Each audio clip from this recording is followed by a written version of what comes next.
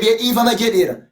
Akka koo kaleessaatti namni deebi'ee amantaan kamiyyuu kabajamuu qaba. Kun seera islaamummaan heeraa fi seera isaatiin nu seeredha waan ta'eef jechuudha. Tokko kana. Inni kan biraan miliyoon siifidha dhaamsa kan hin dhaamu. Gadi bahi dhakaa baadhu. Naman kadhatiin asirra teesse na gargaaraan jedhiin dhakaa baadhu qansira hojjetadhu jiraadhu. Gargaarsi nama waa tokko waan si godhu hin qabu, waa takka waan si jijjiiru hin qabu. Namni si godhee deebe ittiin si arrabsa. Fakkeenyaaf kunoo fakkeenyuma gaarii fakkeenyuma tokkoon si kaasa. Ati kaleessa namaa maaloo nyaattudha fuunee nama si goone fuunee akkas si goone si jedha. Boorimmoo waan biraa kana caalu jedhee si arrabsa. Boorobboleessoo mana godhatta haadha manaa godhatta jireenyi kee kun hin jijjiiramu. Ati boor abbaa qabeenyaa maaksifaa caaluu dandeessa. Sigalee zeeroo marraa ka'ee namni zeeroo miti negatiiv irraa ka'e zeeroon illee lakkoomsa gatii qabudha. Negatiivni garuu gatii hin qabu. Daka sanaa ka'ee namni boor bakka guddaa ga'uu danda'a. Sigalee ilmoon kee boor waa'ee kee wanta hin taane kan dhageenyeef waan namaan eegin humna qabdaa dhagaa falaxi.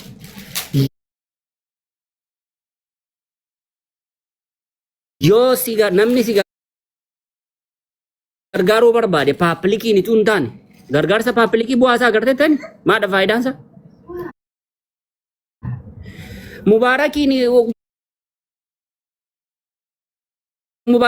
maal jedhanii sarrabsu fakkeenyaaf gargaarsa miliyoona meeqa si gargaarree jedhu miliyoona meeqa sana keessa baay'ate waan miliyoona tokkooti galee dhukkubsattu amma tokko akka islaamaatti nuti nama kanan gargaarra gaafa jettan dhaqiitii warri kaleessa sababaanni dhaqee amantaa sanatti dabalameef gargaarsa godhan sun kaleessa godhanii arrabsiisanii nuunis amantaan keenya akka inni dhiifama jedheera.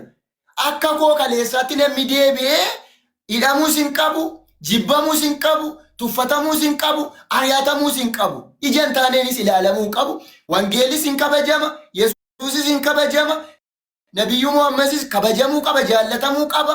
Eenyuun gadi miti bakka tokkumaadha. Akka itti of ilaaluu qabna nuti. Maaliif yoo amantii musliimaa kabaje amantiin kiristaanaa kabajama. Yoo isin immoo kiristaana kabajan amantiin keessan kan musliimaa kabajama. Yoo isin nama kiristaana kabajan namni musliimotaas kabajama. Waliin kabajnu taanaan homaa tokko miti. Amantaa tokko xiqqeessaa amantaan koola ka'u yoo jedhame hin danda'amu kun. Waliin dandeenyu taanaan, waliin hubannu taanaan, waliin dhaggeeffannu taanaan homaa gatii tokko illee hin qabu jechuudha. Yeroo hundaa waraana banama, yeroo hundaa jibba banama. Siigalee kanaafi tokkummaadhaan jiraanna akka kaleessatti deebi'uu hin qabnu. Hojii miliyoon kaleessa hojjete namni biraa deebi'ee hojjechuu hin qabu. Of tuffachiisuu hin qabu namni. Eenyullee kabajamuu qabaadha jechuu barbaadeetanii badiin kanaan dura balleesseef dhiifama jedhe ittiin deebi'u jedhe bakka. Anammas taanaananii kanan ikkona gargaaraa isiniin jedheef ikkoo warri dandeettii qabdan keessan maaliyaanii gastii irratti isiniin warri garaanaa laaftan kanaan duras irra caalaa kan na gargaare yeroo mana hidhaa ture musliimota irra caalan ijoollee musliimota warra na beekanidha kan keessan maqaa keenya na miliyoona dara kunoo kanaadha waan ta'e nuti wanta garaa kee beennuuf jedhanii musliimota kan na gargaare irra caalan inna ammas taanaan warri na jaallattan keessan na asubsiisan jedhe kanumaadha bakka wanta biraa miti. Hojii immoo na hojjechiistu taanaan hojii barbaaddan na hojjechiisa. Hojii na hojjechiisa warri jirtan jechuudha. Hojii dhageessu miti Ahmed dhagaarta miti. Dhagaan jira. Hojii na hojjechiisa, beeksisa na hojjechiisa. Akka wal beektaniini waan tokko nan hojjedhaa na hojjechiisa. Bakka akka wal beektanii mucaan keessan maaliif hin kufan? Dogoggoran kaleessa hojjedheerraa baradheera. Maaliif hin kufan? Maaliif hin namaa gadi ta'a? Maaliif hin jibbama? Bakka hojii na hojjechiisa onlaayinii kana nan dhiisan. Hojii na hojjechiisa onlaayinii kanarra nan bada. Bakka waaqa biraa argattu hundi keessan. Bakka. Yaada tokko jedheen ba'a. Namoonni asumaan namoonni as jirtan namoonni naannoo Keeniyaa jirtanis isuma dhugaa isin jedha. miliyoona haa hojjetu namoonni hojjaa beektan namoonni naannoo san jirtan nama humna qabudha baay'isawee miliyoon nama humna qabudha. Humna isaatiin waan barbaadu hojjechuullee nama danda'udha waan ta'eef namoonni naannoo san jirtanii hojjaa akka inni hojjetu deeggaraan rakkoon qabu. Hojjaa namoonni beektan hojjaa akka inni hojjetu deeggaraan rakkoon qabu. Karaa onlaayinaatiinis onlaayinarraa hin badini. Onlaayinarraallee hin jiraadhu onlaayinarraallee hin badini. Karaa onlaayinaatiinis akkasumas lafa irratti illee akka inni hojjetu gargaara. Isa kana jedhani hojjaa namni hojjaa hojjetu hojjaa irratti nama sappoorti godha. Namni humna isaatiin muuxannoo qabuun beekumsa qabuun akka inni hojjetee of jijjiiru maatii isaa jijjiiru bultii dhaabbatu nama gochuun rakkoodhaan qabu. Rakkoo guddaan maa inni namni osoo hojjetiin miidiyaa nama gubbaa taa'ee kadhaa isheetum akka jiraatu gochuu isaarratti nama sappoorti gochuu isaarratti kadhaa irratti nama jajjabeessutu hammeenya qaba malee hojjaan barbaada dalagaan barbaada dalagaa akkasiin hojjechaa yoo namni waan jedhe nama hojjetu rakkoodhaan qabu waan ta'eef miidiyaa irratti illee karaa lafaatiin illee namoonni dandeessanii hojjaa hojjechiisaanii ani karman jedha dirroo miliyoon akkasumas maammee nagaan miliyoon ani wanta si dhamu waan ustaazonni jedhan irratti waan ustaazonni jedhan irratti wanta si dabalu yoo jiraate hojii si gaafannaa ani si gaafadha akka nama tokkootti jechuudha. Galatoomaa nu ustaaz Ahmad kun wallaahi hayyuu namaati.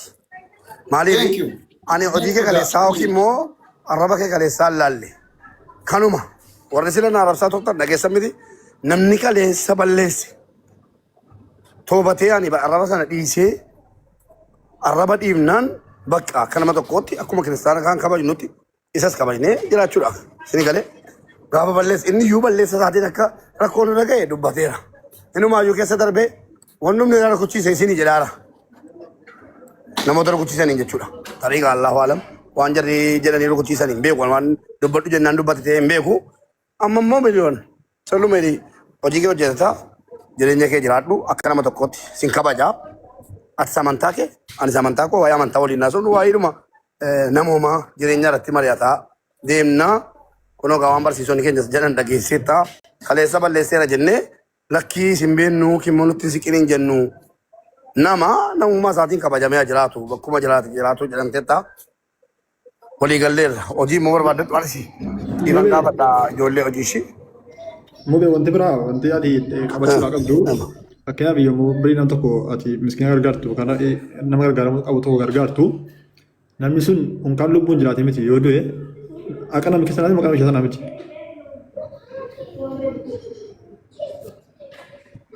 Kanaaf maqaa isaatiin maallaqni funaanamee haqa isaati.